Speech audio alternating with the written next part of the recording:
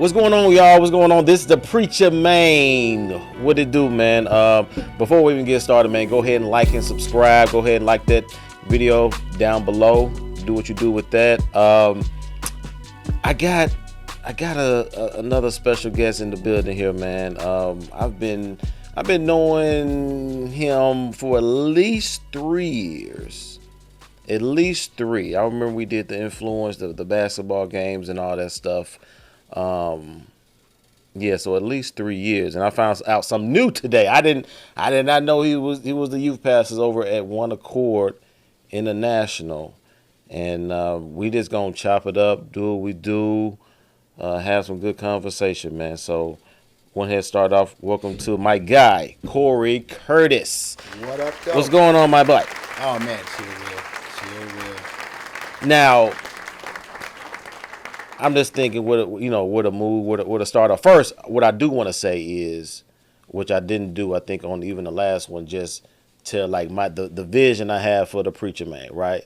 Okay, so the vision pretty much is to like humanize people, whether that's in their spiritual life or lack thereof or whatever. You know what I'm saying? That's to humanize people, to give people a authentic perspective, of them, whichever, kind of conversation that is. Right. Because I think like, in the world today, especially you want to say even in the church, a lot of people are, I think, kind of running away from the institution of it, because a lot of it, I believe, is because, they see 2 or 3 different things. You know what I'm saying? And so, just to kind of being authentic, which I think a podcast form kind of brings more flesh or context to certain things that you just can't get on a Sunday, necessarily on a Wednesday. You feel me? You know what I mean? You're not boxed in. Yeah.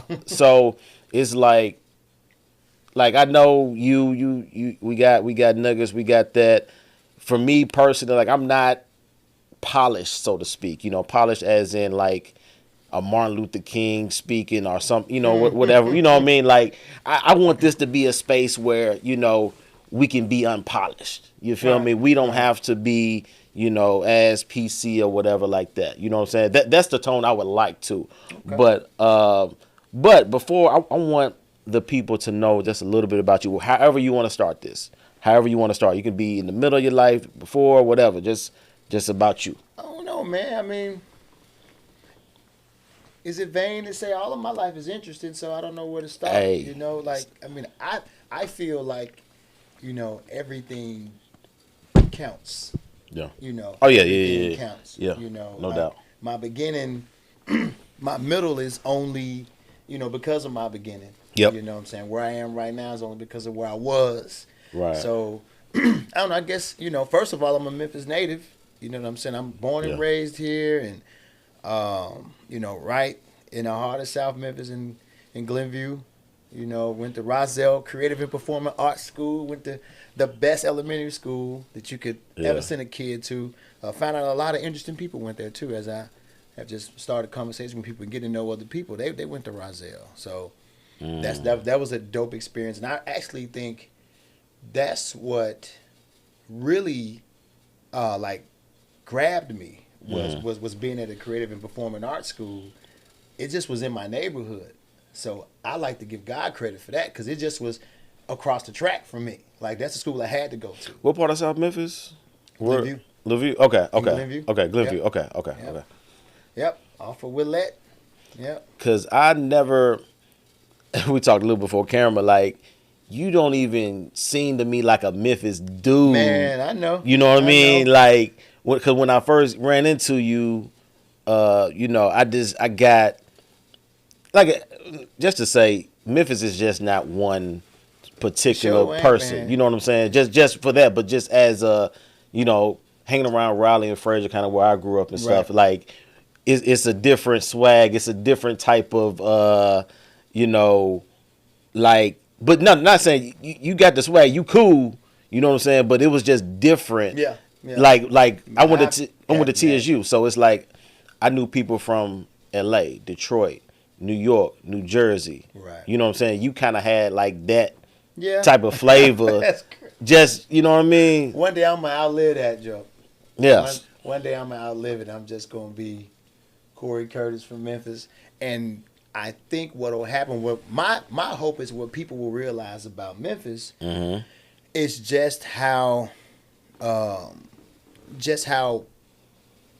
much of a variety It of is. people it is. It It's is. just what we choose to highlight, and it kind of gives, kind of shed light on a lot of stuff that happens in Memphis, what we choose to give attention to. Mm-hmm. Because like I was telling you, That's true. off camera, like, I mean, that was a hip hop place for me in Memphis. Like, I didn't have to, like, stay in my room. You know, like, there was clubs and I remember Iron Mike Coalition. I never was in IMC, but Mm-hmm. like, I admired them dudes from a distance Mm-hmm. because they were doing what I was on. I was a little bit of a street cat.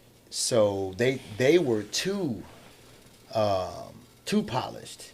Mm-hmm. They were, like the hip hop guys in Memphis came from good homes. Yeah. Like hip hop kids in Memphis Mhm. lived in the suburbs. Yeah. So I didn't have a lot of hip hop friends because I lived in the hood. I lived in the wild.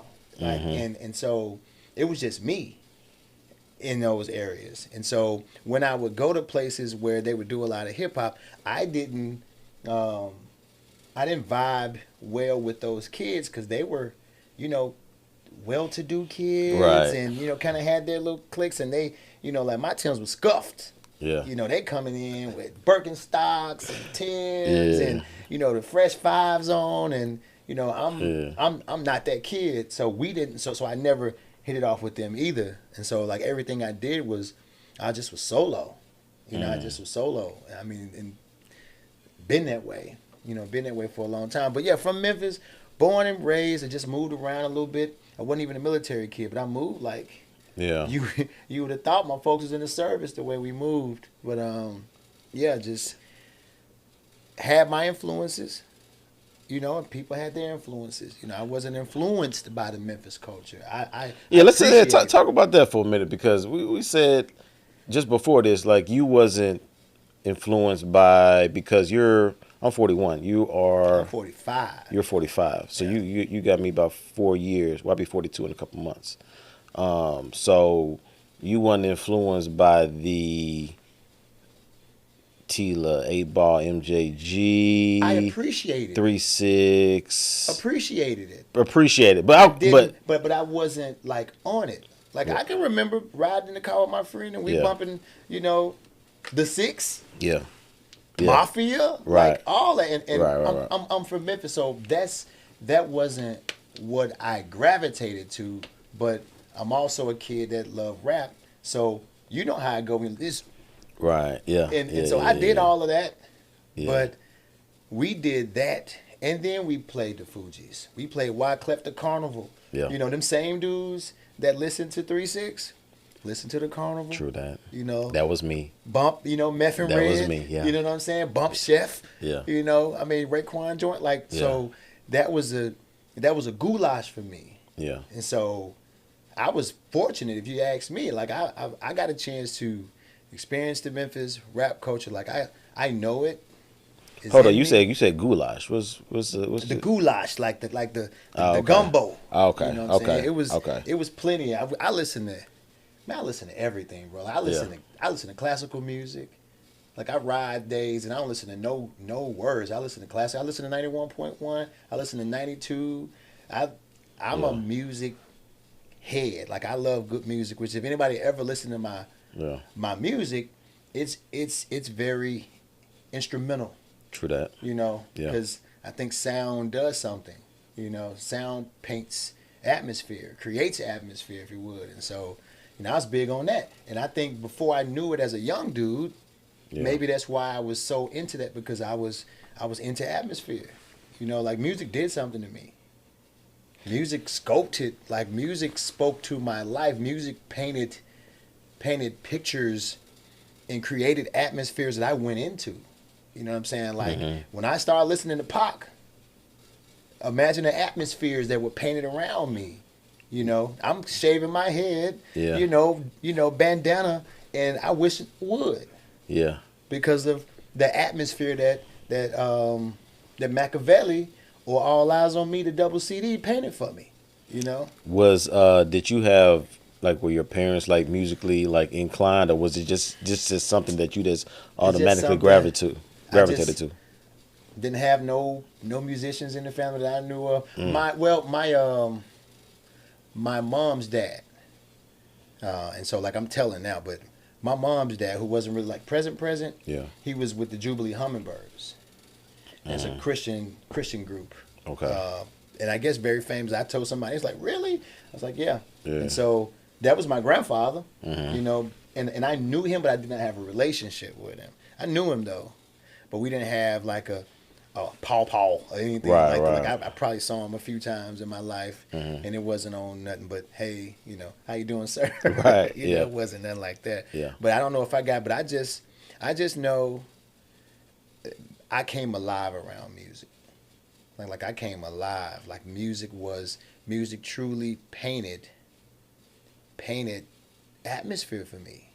Like you know how I go. You remember songs. Yeah. You know what I'm saying? From something that happened, you remember that song. And it brings you back to that And whatever bring that you back to moment that of time. moment, Yeah. yeah. Whatever that moment in time. Okay, so with you doing that with music now, you said before too that you spent a little time in LA Yeah. as yeah. well, right? In LA County, in Long Beach. Okay, so Yeah. you spent a little time in LA. So given where you moving forward, like where you are now, because now you're a youth pastor, right? Yeah. You're a youth pastor, and you're a trainer too, man. You got some ballers Yeah. in your household. You know, I've been checking out, like, you know, this dude's kids, you know, boys are like legit in the Mississippi. You know what I mean? Or Yeah. even period, like you know, whatever. I don't even think the state matters, but you know, he does some training. Like, how did you get up into that? As a part of discipleship, it kind of just happened. I just found a passion for it. I was doing it before I was doing it. You know, before I knew I was doing it. In fact, two young men that I discipled, that I led to Christ, I was coaching my son's AAU team, and these two kids, I can say their names. I think they're mine, but Zaire and Jaden, go to OB, and they were playing for my AAU team. We were coming back from Gatlinburg from the Battle at the Rock, and I'm, you know, like how I do, I put my music on, and I don't tell them it's me. We just listen to it, Yeah, okay. You know, and they're like, "Hey, coach, that's pretty cool." I'm like, "You like that?" I'm like, "Man, that's me." "No, it ain't, coach." "Yes, it is. Yeah, it's me." "For real?" Like, "Yeah, man." You know, and then I'll just give them a small testimony. "Yeah, man, I gave my life to God, man. I don't really be on nothing else." Yeah, You know? yeah. So open up a conversation and, you know, just talk to them about, you know, where their life. I didn't give them that customary, you know, if you die. You know what I'm saying? Where you going? Like the burning hell thing. Yeah, Yeah, like what about while you're alive? You know? True that. You know, what about while you're alive? And you're a young man. Why would I want to talk about death at such a young age? You know? Yeah. It's inevitable. So why even, you know? So I just talked to him about it. Just broke it down to him real cool, and they, you know, right there just prayed with me, accepted the Lord in the car on our way back from Gatlinburg. So you grew up a hooper? Yeah. You grew up hooping. That was like your first love? I played basketball from a young age, man, and just but I was a knucklehead. And my love for basketball didn't just didn't pan out, you know. Influence. You know, really I'm from, like, when we were in LA, that's all I did. Play basketball. Yeah. Go to the park, be at the school, basketball. When I moved back to Memphis, I went to Hamilton. It was basketball. Yeah. Till I started hanging out in the hood. I started hanging out. Yeah. Once I started hanging out, getting to know people, I hit a blunt. Oh, what? It just, and I mean, but truthfully, it just kind of went the other way. You know, my priorities changed, my work ethic changed, my desire to push through stuff. I still love ball. I still could hoop. I'm 45 and still get the business. Yeah. and I would say this: he's the point guard. Like, we played in a couple of leagues, and you know he's So that dude. you got a kid. He's that dude. So He's we that right dude. here if you got a kid Yeah. that wants to learn skill, Mm-hmm. like real skill, like not out here looking good for the camera skill, like not out here just to, go in slow motion.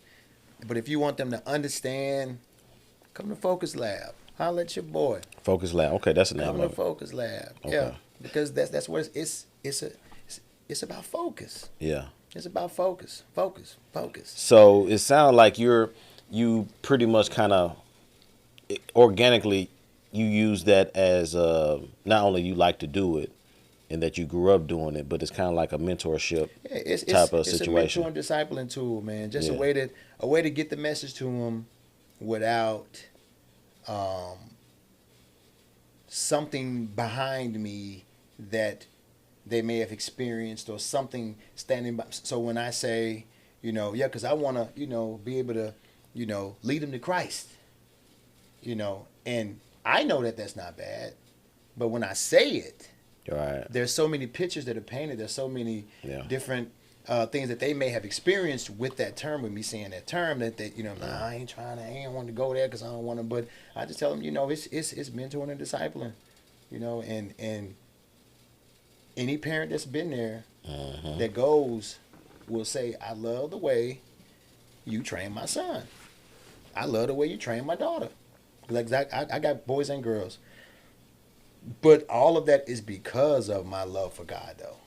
Mm-hmm. Like I know that I can get a message to them, and so I'm up for it. I'm excited because they're gonna fall in love with the training and the different skill sets that we do, the different mods that we go through, and I'm just having conversation while we're doing it. Yeah. I'm having conversation with them and I'm pushing them, and I'll tell them in a minute. I'm like, man, because he that's in you is greater than he that's in the world, and I will go. But let me tell you what I'm saying though. There's a you that's deeper in you that can get this stuff done. There's a you don't know yet that can be successful. There's a you that ain't tired. There's a you that'll push. I was like, so when you get to that tired part, when you get to that bent over, slumped over part, there's another you that can get it done though. Mm-hmm. And later on, I might say, the Lord is made strong in our weakness. So that wall you hit where you can't, God will carry you through that wall, but you'd be surprised. And their parents hear it. The kids don't know, but the parents like, okay, all right. We pray before we train. We pray after we train. Yeah. And so those things are just like anything we do. We know the call. We just do it how we do it. Right. We just do it how we do it. Put the phone right there on the side, right there on the chair. Yeah. Because it may vibrate on the mic right there. What was your come to Jesus moment? Like, how did you? Doc. Because you talking about the blunt. You talking about you kind of losing your way when you was hooping. When you came back from L.A., came back here. You was like, I was a fish out of water. Yeah. Like when I came back to Memphis, I already wasn't on it when I was here. Mm-hmm. I didn't talk like everybody else. I mean, just being here, talking about as a young elementary school, I didn't talk like everybody talked. True that, yeah, okay. And so a lot of times my friends wouldn't be from here. Because as a young kid, you go with what's good with you. Yeah. So I had a friend named Michael from Detroit. And we became friends solely off the fact that Mike was like, where are you from? I was like, I'm from here. You don't sound like it. Right. And we just started talking more. Yeah, You know what I'm saying? But yeah, I got here and I just was different, yo. Like I had grew up. So now I'm in high school. Yeah. Coming from LA. I don't talk like you. I don't dress like you. I don't think like you. I'm my own what you on. Like everybody. I came back. I got on baggy Dickies, a hoodie, and some Reeboks or some Cortez, right? And I'm big hoodie. Big hoodie. And they got on nice fit polo slacks, some clean Reeboks, Nouveau looking real good and tight, done up here, tied up, Looking like Fro. Looking like Fro. Yeah. I was over your old Fro. Yeah. Got the Gucci link necklace up here, popped out, and I'm looking like, this ain't me, bro. But I'm hooping, so people want to know me. My nickname was Long Beach because I was from Long Beach, so they call me Long Beach. Yeah. And I used to tell them, I'm like, bro, I'm from here. I would tell them, I'm from here, bro. I didn't believe. Like, bro, like I live right up the street. Yeah. And then, so stuff like that kind of isolated me. Yeah. And so when I finally got my card back, it was in the hood with the kids who I grew up with who was selling weed, breaking into cars, breaking into houses. Yep. And so those became, because again, it was like long lost relationships. It's like kids I've been knowing since elementary school, kids I've been knowing since 3 and 4. Wow. You know what I'm saying? Yeah. And they on it. So I'm on it. Mm-hmm. It ain't hard to do, Right. And that wasn't what I wanted per se, but those were the influences around me, and that's kind of when I got into it. And I tried to balance the two, and it just didn't. And then where I ended up getting in some trouble, my senior year or my 11th grade year. And so this is, man, it's some crazy stuff. So I had a friend, I was going to Treadwell, and I'm hooping. I'm on the basketball team. Mm-hmm. I'm playing. I get plenty playing time. Me and the star player lived together. I had moved in with him. Mm-hmm. And my homeboy Mitch was from L.A. Mm-hmm. So, of course, me and Mitch hit it off. Yeah. So we used to make these little funny diss tapes. Not even diss tapes. I don't want to use the word diss because somebody may hear it and think I'm like, we should just make fun of people. Yeah. Just be joking. We just jovial kids. It was innocent. Yeah. And I lived in Mitchell Heights. Yeah. When I was going to Treadwell. Yeah. And so Mitchell Heights and National, were beefing, but National is in Mitchell Heights. And so we used to be like, why are you beefing with the neighborhood you're in? But National was the projects in the neighborhood. So you had kids from National and kids from Mitchell Heights, but the kids from National live in Mitchell Heights, and they all go to Treadwell. Mm-hmm. So we just was joking about it. They didn't mess with me because, I'm on the basketball team. People know me. Mm-hmm. But they started jumping on Mitch after school, just like jumping on it. Random, just come up to him, 3, 4 dudes. Da-da-da-da-da. Then they jumped on his brother. Mitch ended up killing one of the kids. Mm. And I knew the kid. We was cool. I was cool with his brother. His brother just passed. And my mom was scared, because I was really cool with Mitch. Yeah. You know what I'm saying? She was like, Cordy, I'm like, they're not going to bother. I knew, I'm like, man, they ain't going to bother me. They had been messing with Mitch. I wasn't even there when all that happened. I just heard about it later on that day. That they jumped on his little brother. He came out the house firing. Shot 2 of them, killed 1 of them. Mm. And that right there was one of them joints where I was like, man, where's my life going? Like, I just want to play basketball, And how old were you at the time? I was 16. I was 16 years 16. old. Okay. So I left there. I left Treadwell. But for a while, I didn't go to school. Mm. It just was, my mom wasn't sure what was going on. Yeah. I thought I knew what was up. I mean, who knows? But I thought as a parent, you know more. But as a kid, I was like, I'm good, man. Like I ain't never had beef with nobody. But hindsight, I wasn't from over there. I moved over there. Right. I wasn't from Mitchell Heights. Yeah. You know what I'm saying? So ain't no telling. It's out different. of revenge and anger, could have been me. Yeah. So we ended up moving, and we ended up moving to Whitehaven. I went to Hillcrest. So went to Hillcrest. Cool, because that's where I met my wife. Hillcrest. Okay. Yeah, I met my wife there, and it's just I ended up not being able to play my senior year, and it just kind of messed me up. I told my son just Monday. I was looking on Facebook. Hillcrest got an alum page, and they showed the team in '98. That was my senior year. Uh-huh. They showed the team, and that was the team I was on, but I ended up being 20 in the 12th grade. Because when I moved to Memphis, they held me back a year. Just, I guess, curriculum-wise. I don't know what that was about, but I wasn't slow or failing anything. Right. They held me back because I moved from California. And then I ended up failing because I didn't go to school after Treadwell. And so I ended up being 20 years old in the 12th grade. Mm-hmm. And they said that I couldn't play basketball. And so that kind of upset me. Yeah. I ended up getting in a little trouble for that. Ended up getting into some trouble. Just being mad. So I ended up making some bad decisions, doing some silly stuff, getting caught up. And I got caught up like once. I got caught up again. And it wasn't never like major prison, but just getting arrested for like petty stuff. And just... That's how I started. It was sifting something from me I did not know though. But I had a knowing of God. I just didn't have a tight relationship.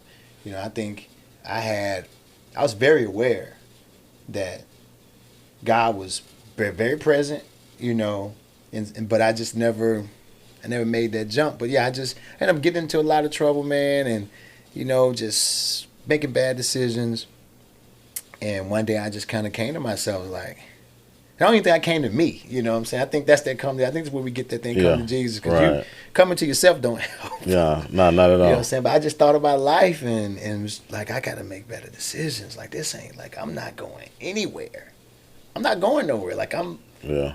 I'm stuck on this treadmill of the same stuff is happening. You know, we wake up, you know, we got a little job, wake up, bake up, go to work, smoke some more, Yeah. go home complacent, very, you know, just satisfied, Yeah. you know, and then do it over. And I just like, this ain't it. Like, I ain't feel good, you know. And I was rapping at that time. Yeah. I was rapping at that time. Because it sounded like it was a kind of like a crossroads. Because kind of that's how me. Well, I grew up PK. I was telling you before on off camera. Like I grew up at PK, so I was always around, you know, the Christian environment and stuff like that. You know, but it was like, I think I was telling Pastor T was here. Like it felt like an arranged marriage for me. You know, because that's what I grew up under. You know, my dad was a certain way. His children, you know, Right, gonna be a certain way. you know what I mean? So it was like I grew up in a religious setting. You know what I'm saying? I knew about God. I knew the things that was good about him, and you know that he was supposed to be my father and stuff like that. But I personally didn't get a relationship with Jesus until my 20s, mid 20. I was probably 24. That's when I got arrested and stuff like that. But around like '05, '06 is when the relationship, you know, for me started, just because it was like, it sounded like kind of with you. I was at a crossroads. I was like, look, bro, like I'm the way I'm going is not not going going yeah, end well. it's not going to It's end not well. gonna end well. I'm gonna end up, you know, doing certain things I know I shouldn't be doing, or even worse, you know, maybe ending up, you know, in the grave or something, you know. But that would have sounded like kind of what happened, you know, with you to a degree, to an Yeah. extent, to where you just kind of got tired of like being like in the middle, like I don't know what I need to do or where I need to go. Right. Like I knew I wanted to be somebody. Yeah. Like I got arrested one night, hanging out at the school, after school, and crazy story. Well, I won't even share the story on here, but I ended up, because it's just long, because something happened recently. Like I didn't know that my background was the way it was. I didn't know like my background, my criminal background Right. was in the condition it was in. I'm so far removed from it, bro. I didn't even know, Wow. because they don't check back. Like I've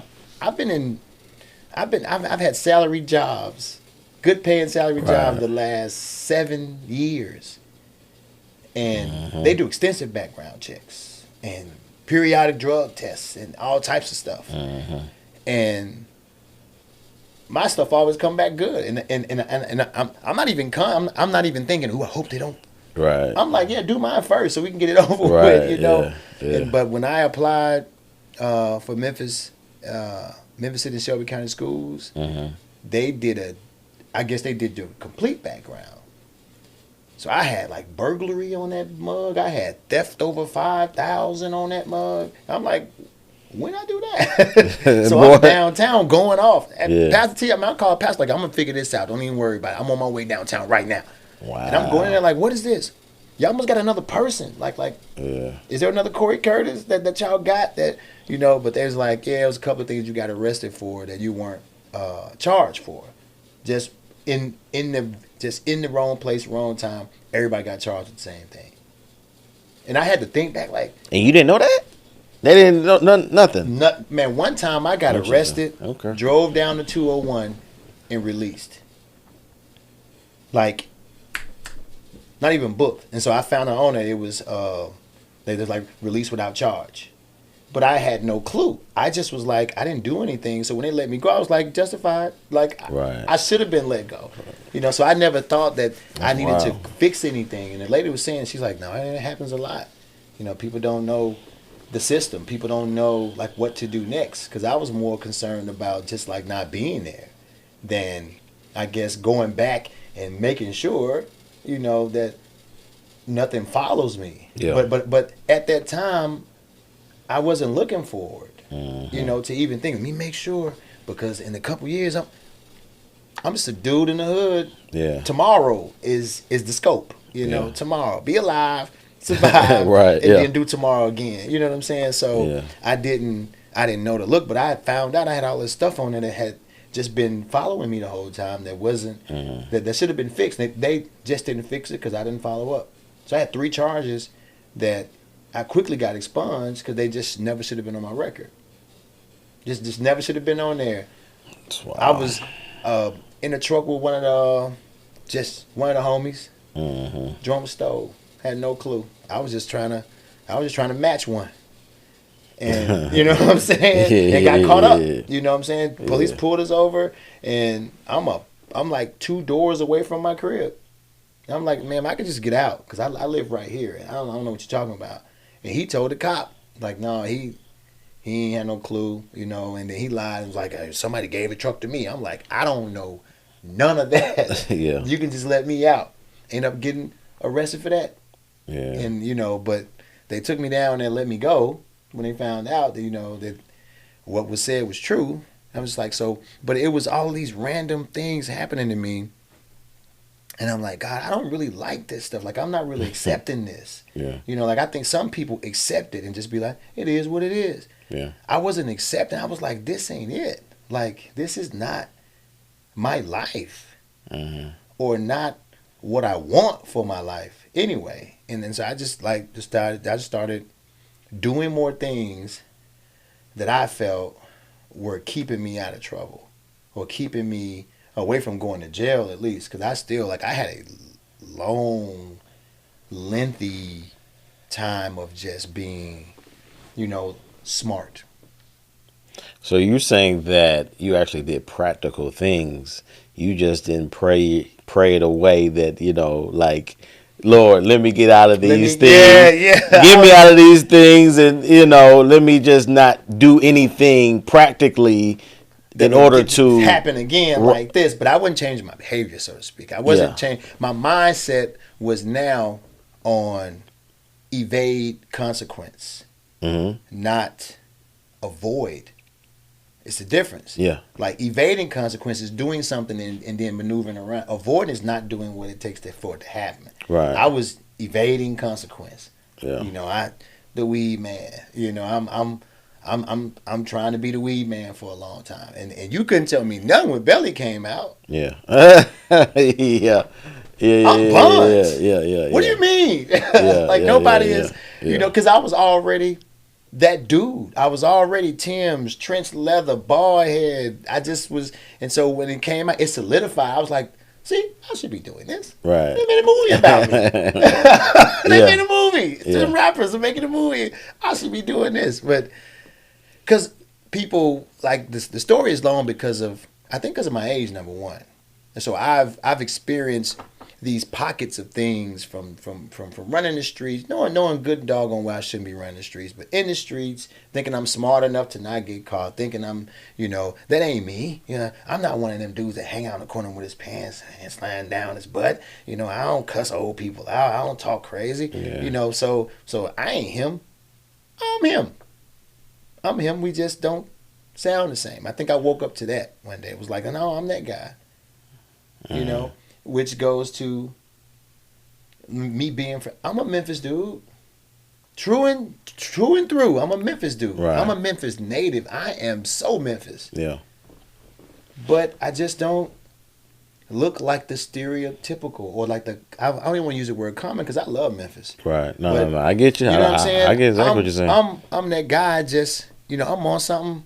I'm Yeah. just on something else as far as what taste. Yeah. Or, Taste. Yeah. so to speak. So Yeah. so no, I mean, we can clear that up on the preacher man because bro, you don't know. Like it gets old with Yeah, me yeah, yeah, because yeah. I'm I from know. Memphis. Yeah, yeah, yeah. So just imagine a Memphis dude hearing the same thing too many times. Like, bro, this is getting old, bro. Yeah, It's getting yeah, old. I'm from Memphis, bro. yeah. What you want me to do? He from Memphis, y'all. Come on. He from he from Memphis. Come on. He from Memphis. Now with you doing that, and so now you're in you're a youth pastor. You have focus. Yeah. Your basketball training. So you got all those things now. Just asking. So between those two things, well, I got to ask you because you're kind of in it. Like, how do we get the youth to engage spiritually, or bring what they say, bring Jesus to the culture? You know what I'm saying? Yeah. Like as far as, because what it sounds like, is it more so, what's it looking like in the four walls, and then what's it looking like outside in the field, kind of what you're doing with basketball and everything else? My my question, like, what didn't Jesus do? Yeah. What really didn't he do? If we look through scripture, he went to weddings, Hmm. he walked the beach, he was at people's workplace, he was in the hood, he was in the prisons, Hmm. he was everywhere. Yeah. So I don't really look at it like bringing culture Hmm. to him. I think Jesus was really showing people what culture is, or like how culture should be. I think we sometimes, and I think that's where we lose the strength, is because we try to take it and then just like put Jesus on it. Like Jesus came and said, like, I'm what's on. I'm what's on. Yeah. And people tend to not want to accept that. But I'm still a little bit more cut and dry with it. Yeah. Like I tried Jesus for who he was. And that's what kept me. Like, not trying to morph him or camouflage him in a way. I didn't like make it, this is Jesus, like with the training and with being a youth pastor. I display Hmm. his character in those places. Like those, like, the culture ain't evil. It's the people. It's Yeah. the Yeah. it's Yeah. the things behind it. Like rap culture is not evil. It's people. Yeah. It's the thing that's driving. Like, how, I mean, deeper. They say we wrestle not against flesh and blood. Like, it's bad people. Like, blaming culture would be just like making it seem like every young black person is not intelligent. Yeah. We have to just, so how I do it is, I'm an advocate. I understand that. I'm an advocate for the gospel. Like I take that on. So his character is just displayed in the things that I'm passionate about. Hmm. Simple. You know what I'm saying? I don't try and like remix stuff. I just don't try to remix it. Like, Jesus went everywhere, Yeah. and he went there sure that he was the answer. I go into situations sure that I have the antidote. Like I know that this works because it worked on me, bro. Hmm. I mean, the best salesmen are people who bought the product and it worked. You know what I'm saying? Yeah. They'll give you a vacuum before you become a Hoover salesman. They say, take this vacuum home and use it for a couple months, Yeah. and you'll realize why you should be selling this, because it worked. I asked that because it just to me, and you can Uh-huh. tell me you agree or disagree, but like, it seems to be kind of like almost like a shift has been occurring or happening. People leave. Well, not only people have been leaving the faith of the church probably even for years, but it's just like in how we approach them or communicate. Just like you all, Pastor T was here, you Titan, all y'all been doing a play. Influence, you know what I'm saying, going to different schools and stuff around the city, and have been, seeming like impacting people through the art of acting and the storytelling and stuff like that going Yeah. through. And so it's like me growing up, it was always, grew up Baptist church, so you're in the church for 2 or 3 hours or something like that, doing stuff of that nature. But like now it's almost sometimes I feel like we want to bring it back to how we grew up, or how, I don't think it's gonna be like that Yeah, I anymore. don't think it You see what I'm will. saying? As far as like being, you know, entrenched in four walls. So I have a question there. Go ahead. So do you feel like, do you want to go back there? I don't. You don't want to go back there? Now, when you say go back, what you Do you mean? want so let me make it so I want to go back to the way church felt. Now, the way it felt. The way it felt. The That's way what it I mean. felt. Like, do you Okay. want so because we I don't think we're there like we used to be. Yeah, As the way yeah. church felt. Yeah. Now the way it ran, like I think Ty Tribbett had this thing, and they were kind of buzzing about Ty saying, the way that the church is institutionalized, the institution is wrong, and something is wrong, and something. Like I heard it, and I kind of just sometimes that stuff be baked for deeper stuff, So I love the way I felt. Okay, I get you. Okay, You know what I'm with you. saying? I'm with you. I'm with you. I take that feeling hmm and I try and give it to them, share it with them, but I don't force it. I don't try to do it the way it was done. Okay. Back then, because for whatever reason, I mean it failed a lot of people. You know Yeah. what I'm saying? It failed a lot of people because the stuff we were talking about earlier, like the stuff behind the scenes, hurt a lot of people. Yeah. But Yeah, man. I loved the way church felt when I was young, bro. You see, you put it that way. I would love to go back the way it felt. The way it felt. Now, I think now it's about repackaging it, Exactly. and then putting it in different facets or different avenues, to where this is what I thought. Like the way, at least the way I grew up in church, it felt like we just wanted to be one way the whole time. Okay, this way worked. God put His hand on this. It worked, right?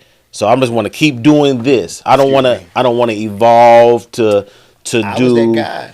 anything else. I had to learn that. I had to learn that because for a while I was stubborn. Yeah. I was like, it works. You know what I'm So saying? why switch? So why we switching up? Yeah, When yeah. really I was really only determining and defining somebody else's life off of my experience. It worked for me that way. And now I'm selfish enough to go, that's the way you got to get it, bro. Yeah. Because when that ain't how it go, they ain't how it go. Because God is so manifold, and things do evolve. As you were saying that about evolving, I think about when Christ came on the scene. When He came on the scene, they were used to doing something a certain way. That worked. That worked too. It worked. And He was like, bruh, we ain't doing it like that no more. Yep. I'm the way now, bruh. I'm the way. And they like, bruh, for real. And they weren't wrong in how they felt. Right. They weren't Right. wrong. They like, bruh, you the way. Yeah. Man, I done got my nephew saved that way, my Yeah. cousin saved that way. You finna come here and tell me. And so we have to just believe that it works. When I'm with kids, I believe that it works. Not the method.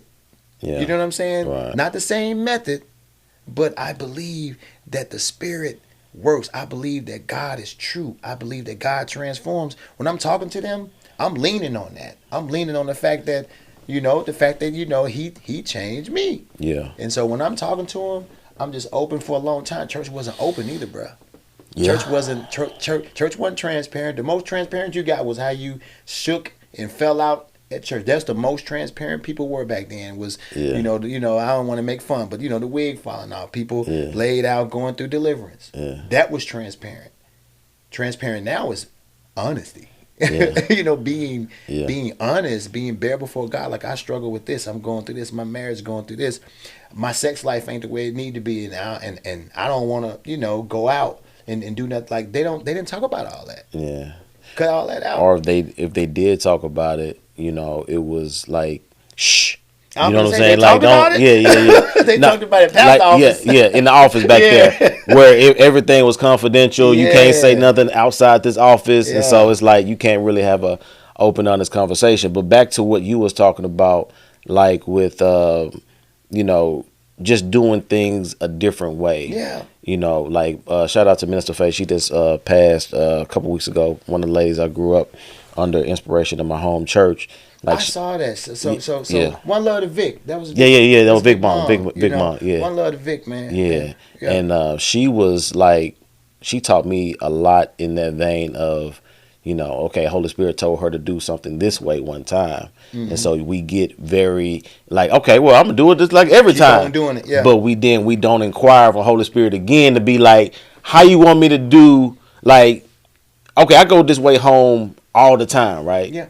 Now, for whatever reason, Holy Spirit telling me to go the other way. For whatever reason, maybe an accident, maybe something, you know Right. what I mean? Like, we don't inquire enough to be like, okay, like, what you want me to do, even though I know the last time this is what you It told me to worked. do. And it worked. You know what I mean? And so it seemed like now in the body is more so, this is where a lot of arguments start, because now you want to, the arguments start because, not because because you want me to do it this way. You want me to do it your way.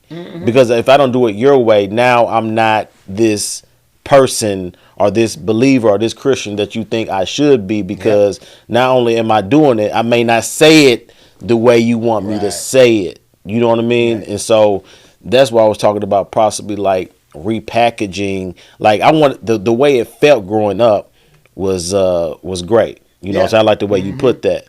But it's like now, I think some churches are coming around, and it seemed like Pastor T, I'm just getting to know him. I got his information and stuff like that. We're going to keep in touch. It just seems like he's one of them ones that's just about being authentic and just doing things, Man, when I tell proper way. you that brother is a blessing, Yeah. bro, because I've experienced so much.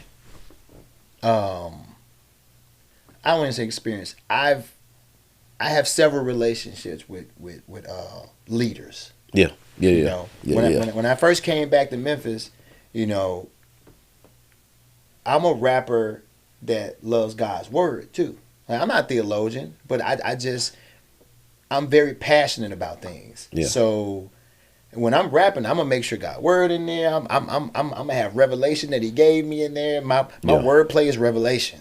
Like, it's weird. So I would always get a pastor go, I like how you know what I'm saying? I heard that scripture that. And I heard that scripture. I heard how you slick put that in there. And so I end up, I'll go rap at a church, and then they'll go, where you worship at? Come over here and come over here and come over.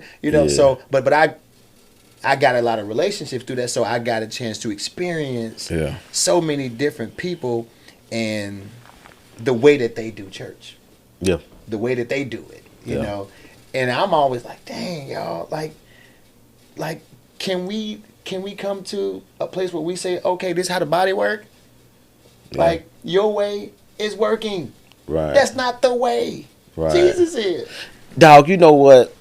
I've had this, I've told this analogy a few times, just to different people. Just like, if you, and it says in the word too, if you look at just a physical human body, right? You got your organs, not only just the things that you see, your arm, you know what I'm saying? But you got so many things internally that are working, that are different, but they work in symmetry together.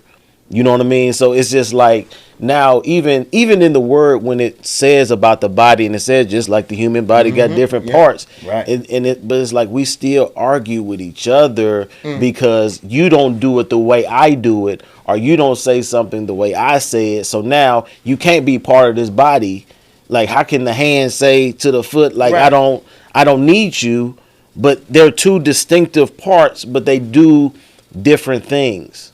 You know what I mean? Man, they think, like, there's this verse. Well, there's a line this rapper said. Now, I'm gonna share the line, and I hope you get where I'm going with it. So he said, and I'm gonna tell you why I said this after that. He says, there's gonna be so many ex-slaves in heaven, uneducated and faithful, taking the places of reverence, right? And so when he said it, I was like, that's what go on. Because I be thinking, don't they see how denominations are made? Like, don't they see how the Protestants, came? And you see how John Calvin came on the scene, and how the Lutherans, like, y'all don't, like, you theologians, you pastors who done gone to school, who done studied stuff, don't see that y'all doing that? Yeah. Y'all don't see that the bickering and the arguing has been going on like this for centuries. Yeah. But you want me to follow you? Like that much about God's word I know. Yep. Like that little bit of church history, I know. Like, and why are we still doing that in just in the 21st century alone? I don't even want to say 2024. In the 21st century alone, why are we still arguing over tactics? Yeah. Basically, how to do what inevitably God does. He says, not by my power, nor but by His Spirit. So the more we go, my might, my power, the more we end up saying, you doing it wrong, you doing it wrong, you doing it wrong. Like we have to be led by God's Spirit, man. And I don't know if they think they are, but then He's not an author of confusion. Right. If you see what's been happening in the past, you ought to see that's what we're doing right now. Like I don't like how you're doing this, so I'm gonna leave this doctrine. You know what I'm saying? I'm gonna leave this denomination. You know, and then of course it's hard, it's deep, it's so many layers, but that's why it's so necessary to authentically come to Him. You know, that's why it's so necessary to authentically inquire Him and not, you know, and not become institutionalized, forced into something, which is, you know, how I know a lot of PKs be. Yeah. You know, they be instituted, they be forced. So the moment they got freedom, you know, they go on that journey. They go on that journey. That's a lot of us, man. Like the gospel message. When I think of the gospel message, I think of transparency, authenticity, right? But it seems to me, you could just correct me if I'm wrong, because I know you work with the youth a lot. It's like seemingly when you say the gospel message, just to a novice ear, you know, I'm like, what? I don't think they hear that. They don't see that. They don't see the transparency. They don't see the, like, if I say I'm giving you the gospel, you know, if I'm giving you the gospel, right? If I say I'm giving you the gospel, like what do you think the youth think about when you say that? When I say it, what do they think? What do you think they think? Just because for me, if they saw David, if they saw Solomon, like, you know what I'm saying? Like those people were flawed people, correct? But David was after God's heart, right? But their life and what they exuded and what they ended up being, what they ended up repenting, like all that stuff is the gospel message. But it seems that the gospel seems to be more so like a rule book or perfection thing, to where it seems to like run, young people away. Yeah, it's don't do. And they don't. So I heard this guy say something just the other day. It was like a small snippet from a TED Talk. And then I told my son, and then I told my kids I were training last night. I told them the same thing because it just blew my mind. He said, and I end up shifting to the gospel. That's why I love training. I ain't gonna lie to you, bro. Like, as much as I love basketball, I feel good when I can talk about God to my athletes.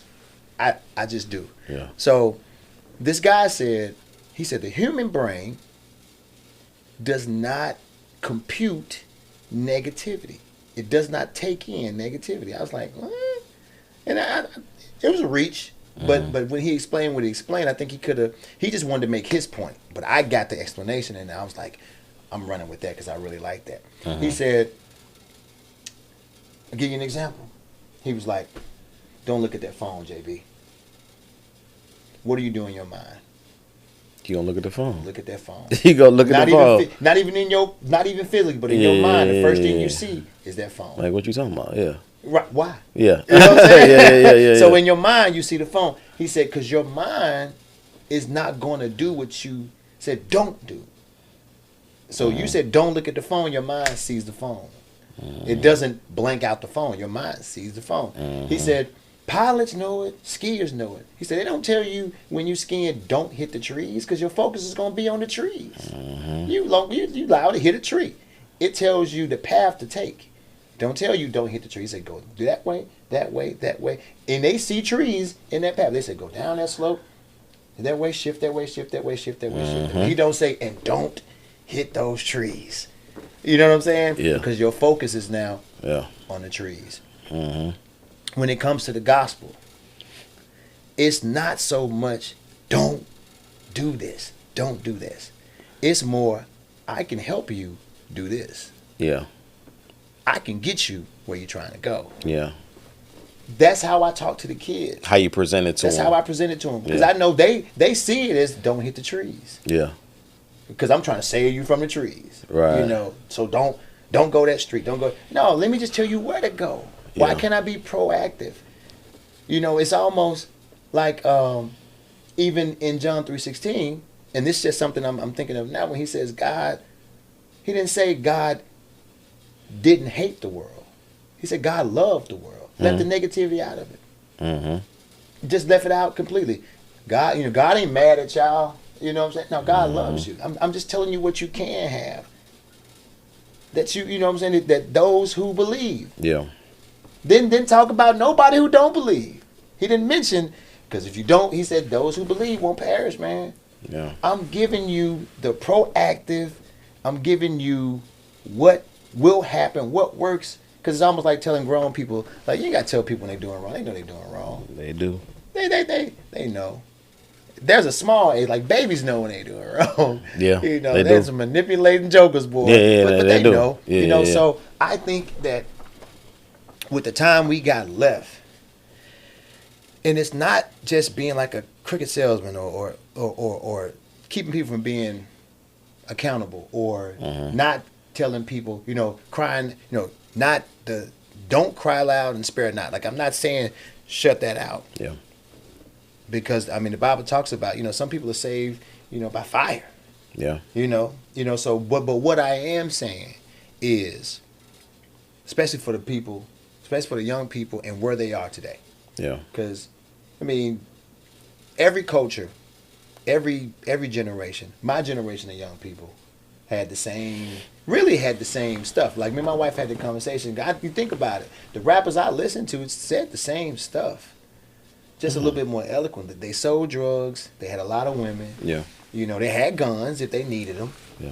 You know, like all that stuff happened. The messages were that same diversion was our and distraction been there. It's been there. But I think that we should, for the gospel's sake, be more intent on telling them what God got for them. Like I just like with my kids, I just tell them, I'm like, man, we ain't gotta go over. You already know Sexy Red trash. You already know it. Yeah. I ain't gotta tell you that. I ain't gotta go off about that girl. You already know she ain't talking about nothing right now. You know, now trash in the sense of what she's saying. You know, as a person, God bless her. You know what I'm saying? I think she a new mama. You know what I'm saying? Yeah. So, you know, so I ain't like, but her message, y'all know that message ain't about nothing. You know, I tell the kids, and they're like, Pastor, don't say that in church.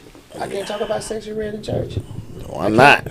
I need to bring her up. Why not? I need to bring her up. That's what you need to talk about. Right. And so right then, they're showing me that they already got that institutionalized mindset because of what, you know, don't, man, we talk about everything. We talk about everything.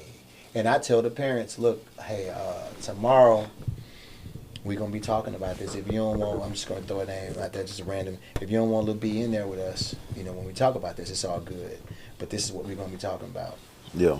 9 times out of 10, they be like, thank you for telling me to shoot. Thank you. Please. Please tell him. Yeah. You know, please talk to him about that. You know, please mention that. You know, for a long time, we didn't want to talk about suicide in church. You know, it's just so many things I think that we didn't give God room to fix because we didn't want to talk about it. In the hospital. It's like going to the hospital and go, look, don't bring up that disease, but not in here. But why do you think that probably happened though, to your view? Why do you think that why do you think it kind of became like that? Even though we said we want to go back to the way it felt for us. I think people wanted to protect God. I think people wanted to go, no, because I don't know if that's going to fly, as if God can't fix it. In their own minds, and what I mean by protect God, they don't believe that can be fixed like that. So we're not going to talk about it in here because they don't want to tarnish the Christian banner. They don't want to put no dents in it. They want to protect what it looks like, and not trust that God will fix that issue. It's like we just ain't gonna bring it up because we got to look pristine. We got to look. They were more concerned about, because I think some people weren't, again, totally wrong. I'm not trying to let people off the hook, but I think people just was like, no, man, like, not, like, not in here.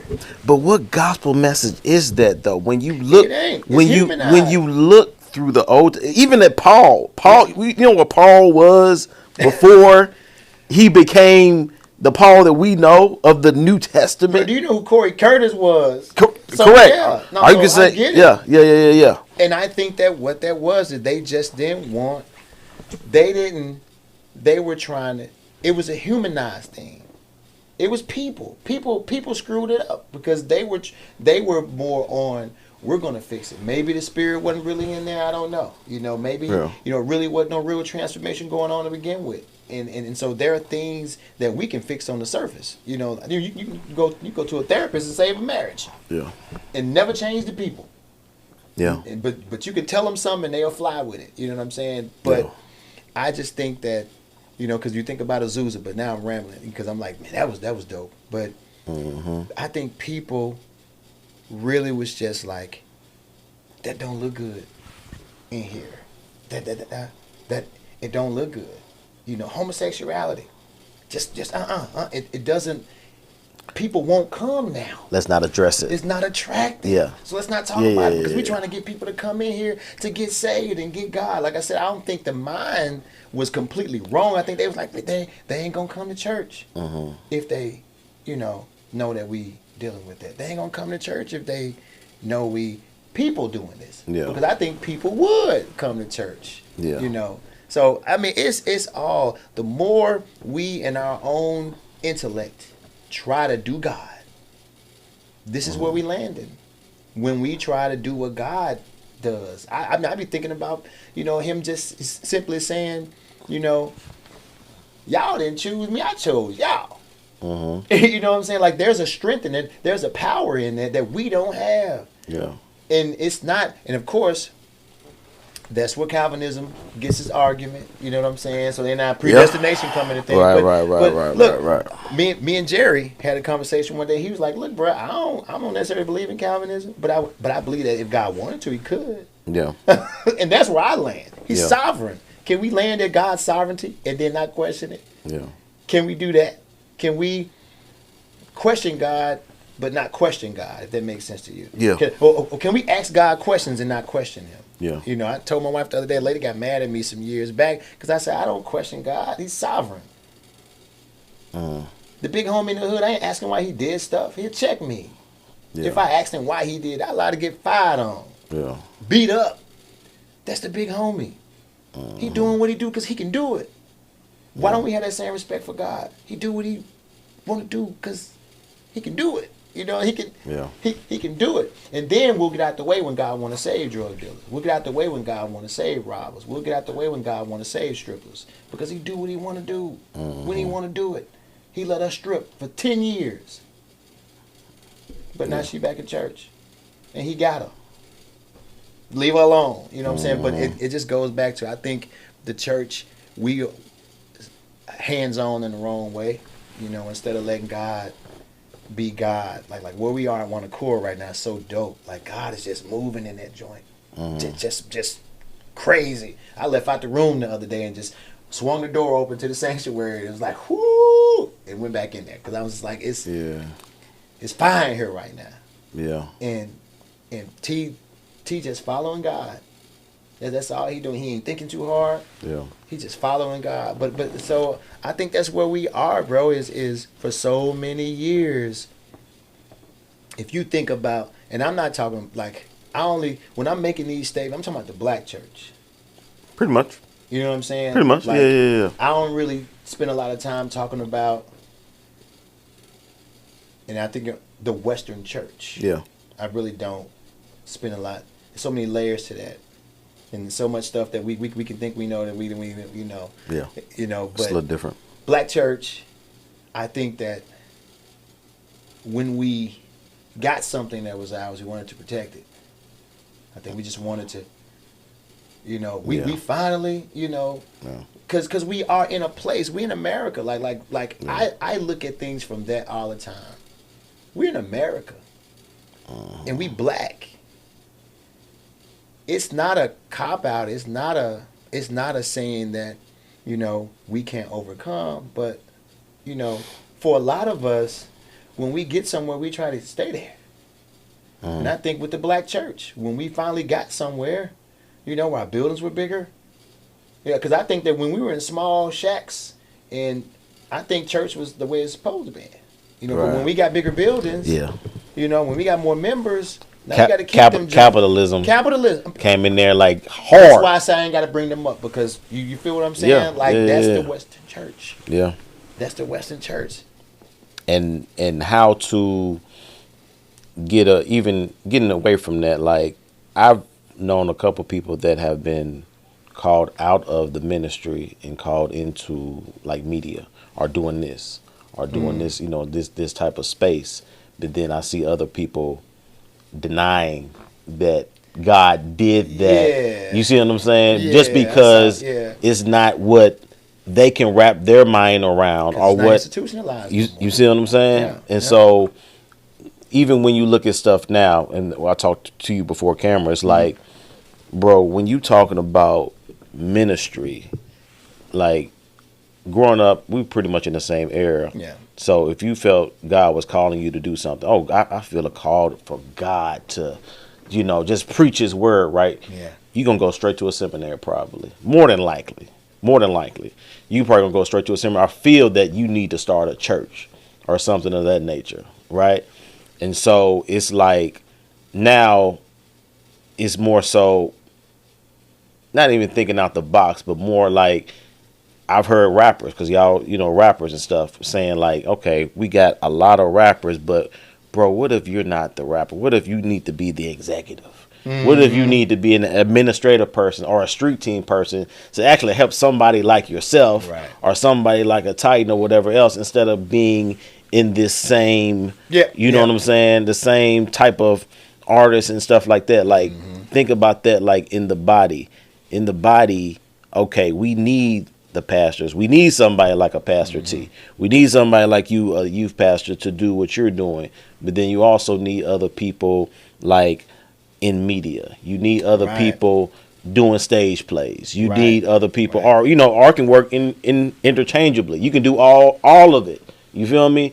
But it's like you can like put a chokehold on people that, because originally from the elk that we came from, or at least from where I came from, is like, they didn't like gospel rap. A lot of, in the black church or whatever, gospel rap was not popular. They didn't want to put you in. They thought, it was a demon in hip hop. And you know what I mean? Like, it probably was one. You know what I'm saying? He didn't create hip hop, though. Exactly. He just was there. It's a demon at the car lot. You're going to walk the rest of your life. And so when you put all that stuff together, man, it's like you need all of it, man. And like, and I'm to the point now, and I'll be like, Lord, holding me back as far as like how. Well, I put it this way. I said this to my wife one time. We had a disagreement of how to handle certain situations with our kid or whatnot, right?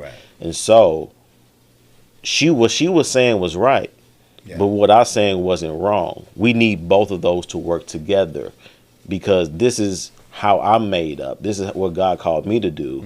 I'm not saying that you're wrong, but this is your part and how you need to communicate to him, because he needs both. Right. You know what I'm saying? Like, okay, I'm not negating that he needs to tap into the emotional side, the nurturer side, but I'm more of there's some a tougher. Involved. Correct. Yeah. You know what I'm saying? But I think that's how God works in a lot of things, especially in the body. You know what I mean? Like, we're two different people. We two different personalities, but at the end of the day, they still gonna work together. They're gonna work together. Yeah. You see what I'm saying?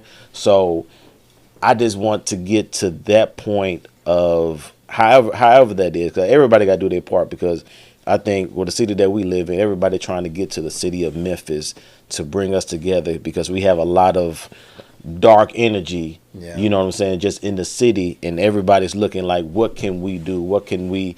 And I think you all are doing, that, especially what y'all were doing with that influence play. And it sounds like the work that y'all doing over there at One Accord. And it's like we need to more so tap into like those things, because Yeah. those things Yeah, are, I I think, are the agree. one that's, kind of what you're doing with your basketball situation too. So it's like you're really, you know, boots to the ground. Yeah. You know what I mean? Yeah. And not even negating the church, because the church is always going to be the four wall church. I think is always going to be necessary. But then I think when I'm saying like a shift, I think the shift is more so like, okay, opening your eyes to more Yeah. to more things being ministry, not just being behind a pulpit. Yeah, I think that what happened while you were talking, I was looking at something, um, at just how how dedicated to the building we used to be. Ooh, boy, You know what I'm saying? for You real. know how dedicated to the building, Yeah, yeah, yeah. and it could come from a lot of things. I mean, I don't ever look past us being in America. Like I'm not Huey Newton. You know what I'm saying? Yeah, yeah, But yeah.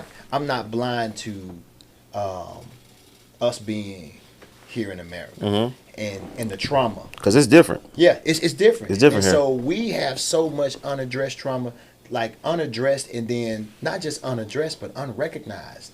Definitely That's the unrecognized. word we don't like to talk about. Yeah. Is the unrecognized. We're not aware. We're not even aware. Not That I'm aware. operating like this. Yeah. We are in the, and I shout out to everybody. Yeah. We're in the land of our captivity, bro. I try not to say it a lot because I'm not like a Hebrew Israelite or nothing like that. Right.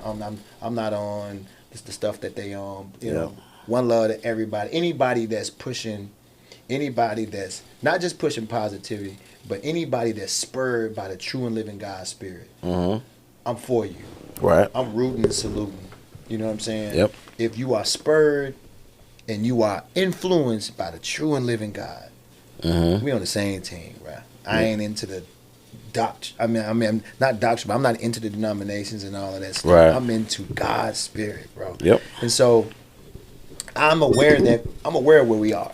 Yeah. You know what I'm saying? And what that did to us, and where we have to be, because Christ woke me up to that. Mm-hmm. Christ woke me up to that. Christ Mhm. woke me up to a different way of seeing things around me and viewing and articulating. Like that was me being born again, Yeah. saying and feeling it and recognizing stuff. Mhm. So Yeah, you right about that, dog. Cause yeah, that's all right, I'm sorry. That's- I got a that's- cool text. you got, man. Say you got a cool text. I got a cool text. Yeah. My daughter, she in grad school, so Oh, dope. she just posted her first paper, and she just texted me like, I'm posting that joint, just wanted you to know, and I'm just super proud of her. But So yeah, dope. so we just, man, we have to know that a lot of things in the black church come that weren't ours in the first place. It weren't ours in the first place. Yeah. It wasn't even our move. Yeah. You know what I'm saying? We just, for a time, we did what we could do. Yeah. And then we did what we could do, and after they started letting us do what we thought we wanted to do, which we really was still probably doing what we could do, but it made it look like we were doing what we wanted to do. We just ran with it. We ran with it, and you hear more bickering in the black church than you do in the predominantly like Western church. You hear more, Of course. stuff going on. You don't hear them Mhm. talking about that because the plan, I think, for them is working. What they got going on is working. It's for 'em. working, You know what I'm yeah. saying? It's working for them. If you broke, don't fix. We get to talk about Jesus and forgiveness Yeah. and love, Yeah. and prosperity and all the things that make America great. Yeah. And that's not our story, so we still searching. Yeah. We still looking. I think, do I have an answer for it? Nope. But that's in my heart. I'm like, we are still searching for that truth in our gathering with each other. And so, all the stuff that we picking up that ain't working because it ain't ours. Yeah. It ain't ours to begin with. The way we do churches. I trip off the way we do church sometimes. No, the more mature that I get, you know, as a believer and stuff, it's like the more I look back on things that I heard growing up and how I used to do, how we did things, or how we, you know, structured certain, you know, certain areas, certain things like that. Like, it's like, I thank God for it because, you know, now it's kind of like what people call like deconstruction, deconstruct, That's what we're all you going know.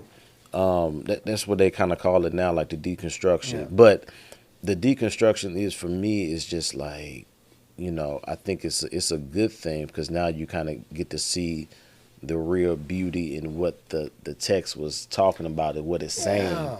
and not just kind of Yeah. even like the superficial stuff that you thought this is what it meant, or this is what, you know what I mean?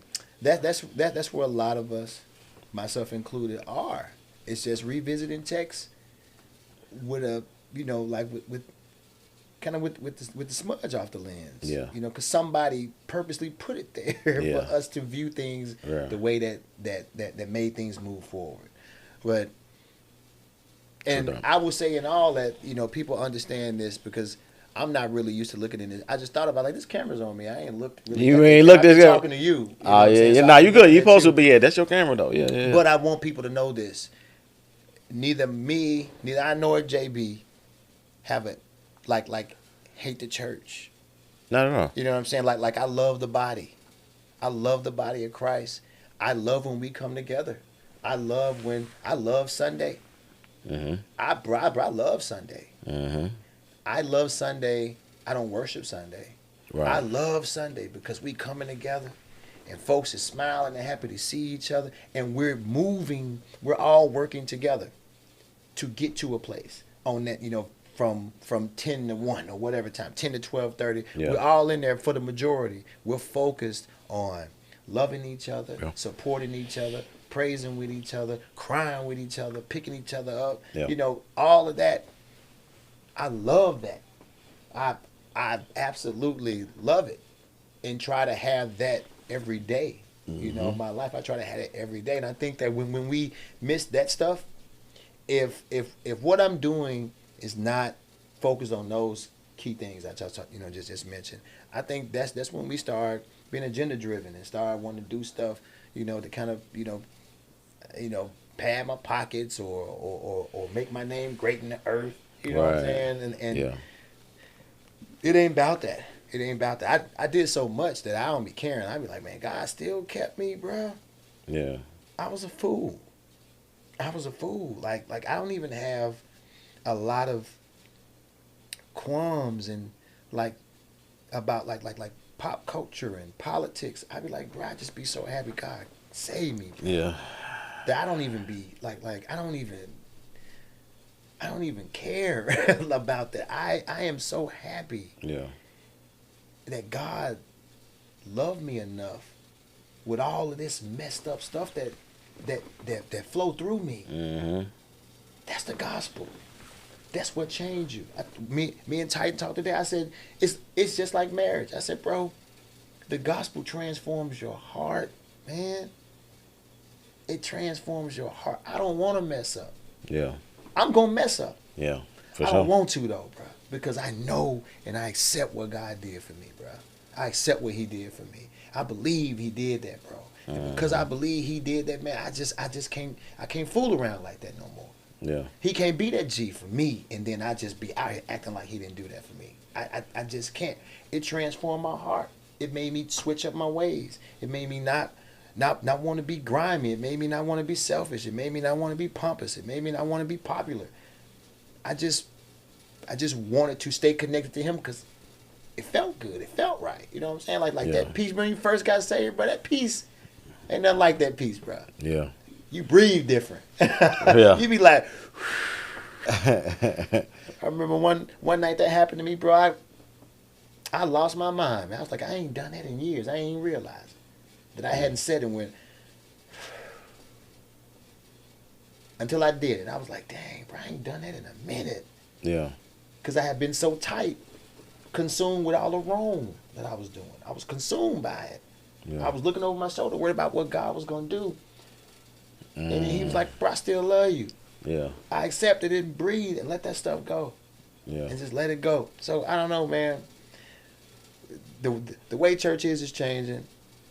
You know, God is. And I think that's a good thing. It I think it's a beautiful thing. I agree. I think it's a beautiful thing because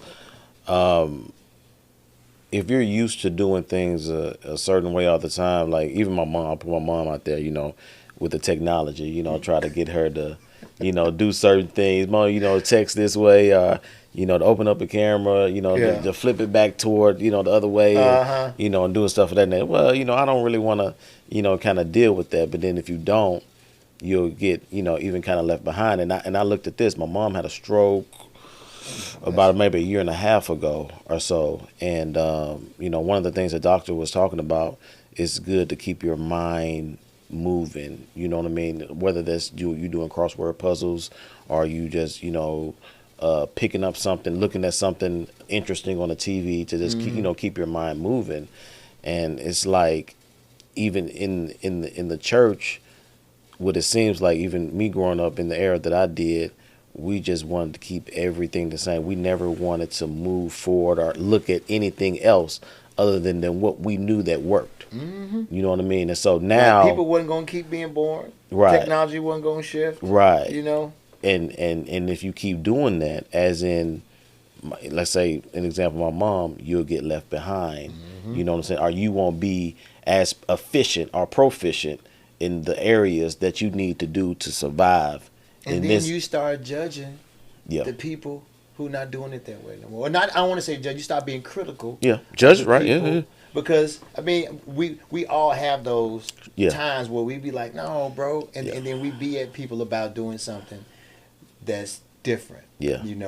That's different. And yeah, man. Thank God that enough people have had enough. Yeah. It's shaking up.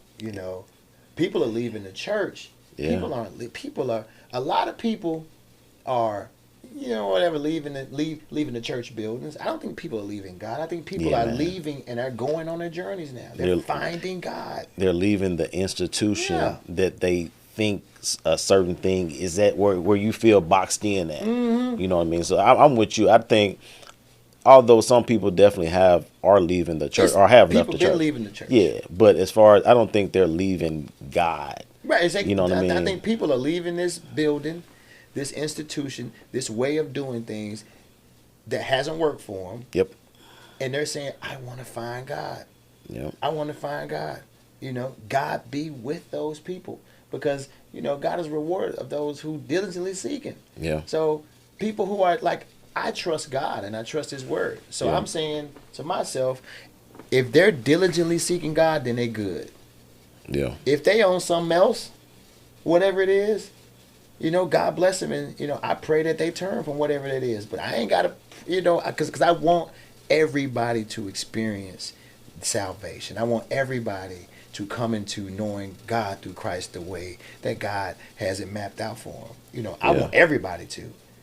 Unfortunately, some people gonna want what they want and gonna do what they do, and that's, I don't know. It's outside of my control as a human. Yeah. You know what I'm saying? I just know that people are gonna be one God, man. People are gonna always be after God. People are going, He's God. Yeah. I'm simple. Like, I'm not even gonna be complex. Like, He's God. Yeah. He is God, bro. Like, people gonna be after Him. He God, bro. He got it. Like, folks, like if you knew somebody had, some Vera Wang suits, some authentic slim Vera Wang suits for $50. Yeah. They can sit still. Folks coming to them. Yeah. Man, God can sit still, bro. Yeah. He God, bro. He God. Folk gonna come to Him, man. I just sit back now, and look at even some of my nephews, and they may make decisions that I don't agree with, and do stuff for that, But it's like, at the end of the day, wherever they find God, they may find God in a strip club. That's what I'm saying. Or they could be on the street doing something that that they shouldn't be doing. I remember we had Fro on our other pod, and he talked about God hit him. He was watching porn. You know what I'm saying? In his living room, I think in South Memphis or something like that.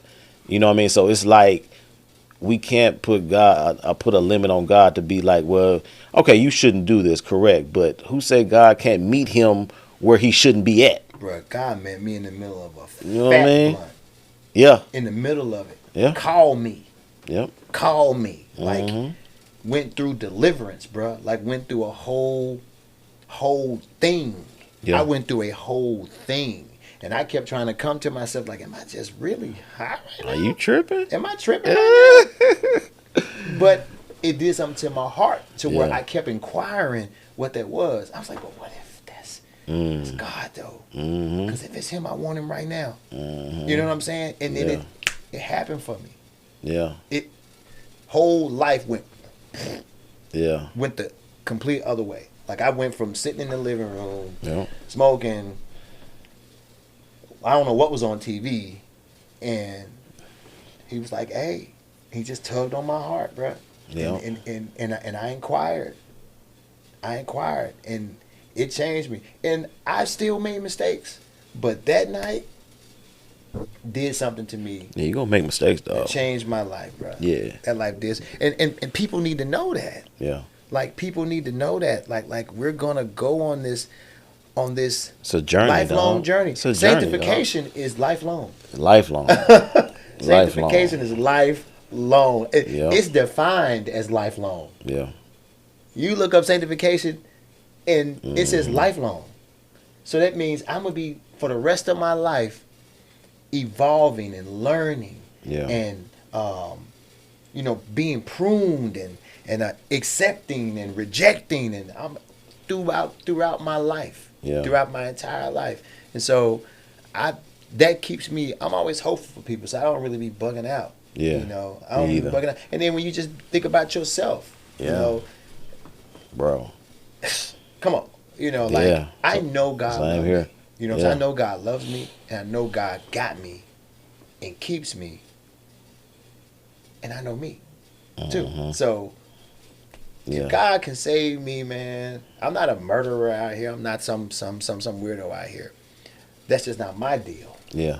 But God can save anybody, bro. Yeah. And so we just gotta believe that. We just gotta believe the gospel for ourselves. That I think that helps.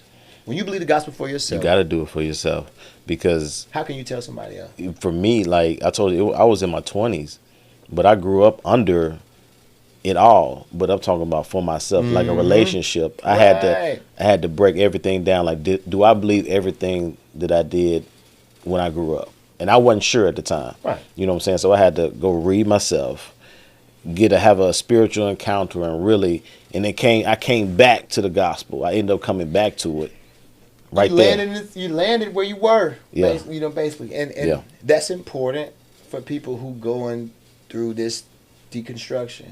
I think everybody need to have their journey too. You Like know? even for my sons, I'm looking at it like I look at it differently because I'm like, you can have, okay, my son, my two oldest sons, they've became a believer. They gave their life to God, and so, but I even knowing now, I know it's a journey, which I know they're probably gonna have to revisit this They're gonna have to when go they're back to it. 16, Yeah. when they're 18, 19, 20, to where now it's like I can hold your hand through it. I'm not putting any pressure on you, but it's like, because I did that. Like they growing up in a Christian household and, and all this stuff like that. So we're showing them the right things. Even my parents, just was the scripture like you teach them the right way. Then as you get Train the older, child you train in the the way child they as should we should go. go. When And they when they get older, They yeah, won't depart from it. right, But it's so rich Yeah. because when you see that scripture, you understand they're gonna grow up and go through. yeah, When they get older, you teach it, put it in them now. put it in them, put the seed in Put it in them. them now. Put that because seed when in they them. get old, so when they're old, they won't leave it. Yeah, they gonna act up Because though. they gonna cut up. They gonna act up. But you don't want them to leave. Yeah, It said yeah. depart. Yeah, It didn't say Yeah. so they won't mess up. Yeah. It said so they won't depart from the way. Train Yeah. your child in the way Yeah. that they should go, so that when they get old and they start doing crazy stuff, they won't leave the yeah, way though. yeah. They gonna remember back in the day. Right. When my mama, Them my seeds. daddy said something on this, like now Them I see seeds what hit they 'em. saying. Them- 'Cause yeah, And that's Yeah. us Yep. with the gospel. It's full circle. I think for pastors, if they just remember if they just go back Yeah. to that seed that God planted in them when they really repented, when they really cried out, then they won't do all this crazy stuff. They won't be on all this saying, like coming up with all this weird stuff to try to pull people in. Yeah. You know, like somebody asked me about like, you know, all the crazy stuff be going on in church. I get a text every time, bro. What you think about that? I'm like, bro, I ain't got no thought on it, bro. Yeah. I really ain't. You know what? Yeah. I pray that whatever it is they got going on, man, they make it right with God, bro. Yeah. If they are willfully being wrong, Yeah. I pray God have mercy on them. If they foolish and stupid and just driven by the wrong thing, God know that, bro. Yeah. God know that. I don't be trying to be God, bro. Right. I don't try to be God. I don't try to, you know, I use sound judgment. You know what I'm saying? And for sure. Yeah. I use discernment, but discernment is protection. Yeah. Discernment ain't investigation and exposing. Yeah. It's protection. God gives me discernment to keep me from falling. Yeah. Because I'm not perfect. Right. Like, it's all for me to be kept in Him. It's not for me to inspect you. It's not for me to see wrong in you and then tell everybody you false. Mm-hmm. Paul told them God to handle them folk. Yeah. Paul told them folk, look, pray for such and such, keep them, and then what's name them? Look, bro, they wasn't with us to begin with, bro. We ain't finna spend a lot of time talking about that. Mm-hmm. That's what was going on in them days. Paul, like, bro, you know who I used to be, bro. You think I got time to be talking about folk? Paul tell him, sit in the room, like, bro, you know me. Yeah. Chiefest. You remember what I used to do? You know what I was on, bro. You know I killed Steve. You know I was right there when I was killed right Steve. there when they stoned my boy. Right. I was there, bro. And so I think, but that's where I am with things. Yeah. I'm very much the passion that God has. So grateful to say has for me. Yeah. Love that God has for me. I just want to have that for people. You know Yeah. what I'm saying? So I don't never leave them, you know, or forsake them. Yeah. Meaning I don't write them off. You know what I'm saying? I ain't God. I just want to display His character as best I can. Yeah. You know, I don't want to write people off. You know, I don't have a lot to say about folk. You know, I just don't, bro. Cause tomorrow somebody might cut me off and I might mug dude hard as a mug. Yeah. And I gotta get right. Yeah. Like, Lord, help me with that. Yeah, you help know what me, I'm saying? please. So I can't spend time on nobody. Yeah. I can't spend time on nobody. Mm-hmm. And I just want to hear well done, bro. I just want to hear well done. So I be in that lane of how can I love folk? Yeah. How can I encourage folks? How can I inspire somebody? How can I, you know, if I'm able to be in your life and I can help lift you up, bro, that's what I'm on. If I can't, you won't even see me. I won't be around people I don't feel alive around. I don't know why I don't know what to be around them for. You know, I don't know if that sounds selfish, but that's no, really what I'm on. If I don't feel alive around you, then I don't really kick it. You know what I'm saying? Because I want to feel alive, because in that feeling alive, God is there. Yeah. He's life. And so in our relationship, like we, you know, even if we just joking and talking sports, it's life in it. Yeah. You know what I'm saying? If we could be debating about Bron and Mike. Yep.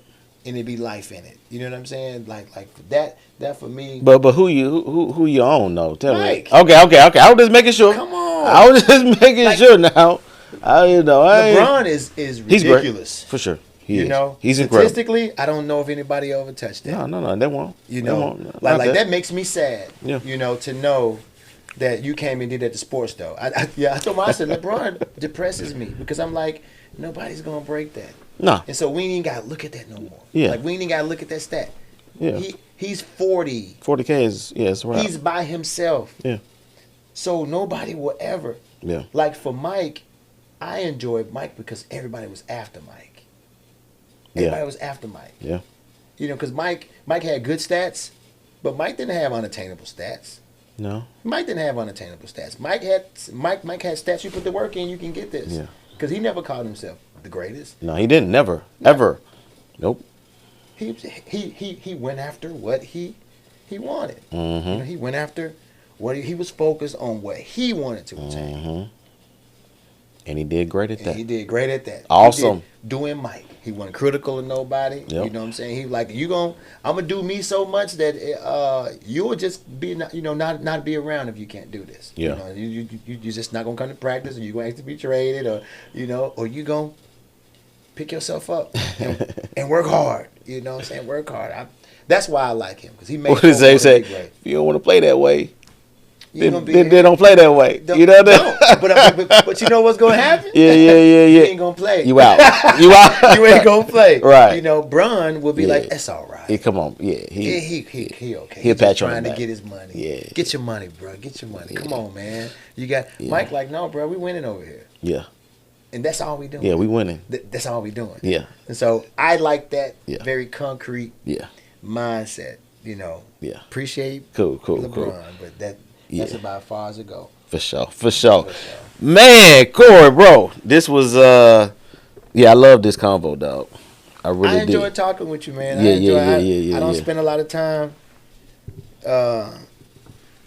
I'm kicking the ball. Yeah. I don't spend a lot of time kicking the ball. I would like to. Yeah. But I don't. So I hope that this doesn't become the worst ramble fest of Preacher Man, and the people will appreciate my honesty.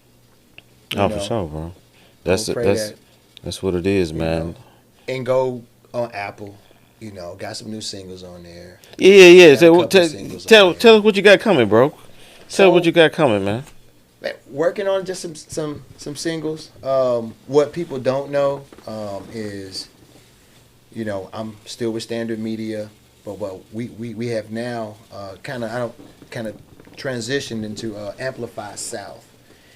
So it's giving us an opportunity for a bigger platform in connection with a more major players in the CHH arena, and it's a blessing. So when you get there, which I just found out, they want you to drop single after single after single after single. Whereas in times past, I'm just do an album and I'm gonna put it out there, and so now I've been directed to be more intentional, be more visible, because I'm cool with dropping an album and the people who hear it, I feel like they're going to enjoy it. Yeah. And that's my prize. Not I want to get as many people to hear it as possible. Yeah. I'm just like, who hear it, they'll appreciate it. Yeah. And that's cool.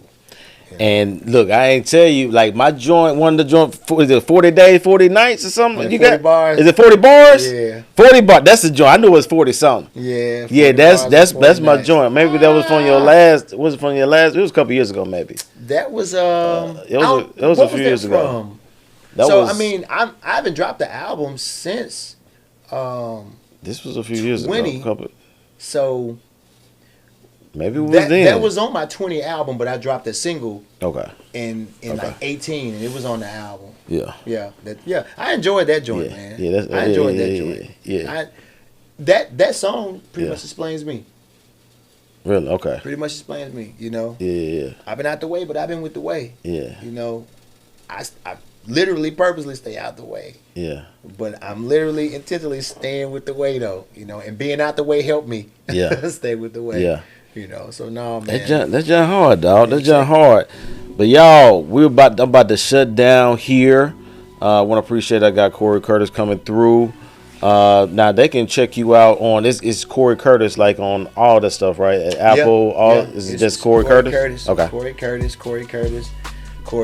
And like I said, if you got a kid that's looking to, do some basketball skill training, Focus Lab basketball. I got a Facebook page. I'm working on a new website now. Focus Lab. Finally getting the domain done with that. So that'll be coming up real quick. Maybe not the next week. Cool. Probably less than that because I just had to get some more videos to put on the website. So I haven't done those. So I got promos out there already. I got athletes out there already. Gonna get some apparel coming real soon. Some Focus Lab apparel and just learning. Kind of not like your mom, trying not to get left behind. Yeah, man. Trying not to get left real. behind, and so trying to be more visible to the people in hopes that if they don't see nothing else, they see how much I love people and I love God. Yeah. That's it, bro. Dig it. We'll end it on that, y'all. So until next time, man. We'll holla.